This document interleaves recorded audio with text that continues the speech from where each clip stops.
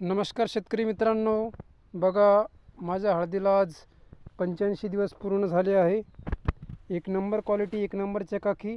आणि बघा तुम्ही पानाची रुंदी पण बघू शकता. एक कितीच्या वरती पान झाला आहे, कोणतं पण बघू शकता. हे बघा, आणि फुटवे बघा नवीन नवीन येत आहेत. 1 2 3 4 4 5 फुटवे येणे चालू आहे. आणि मातृकंद बी बघा तुम्ही, ह्या जाडी जबरदस्त आहे.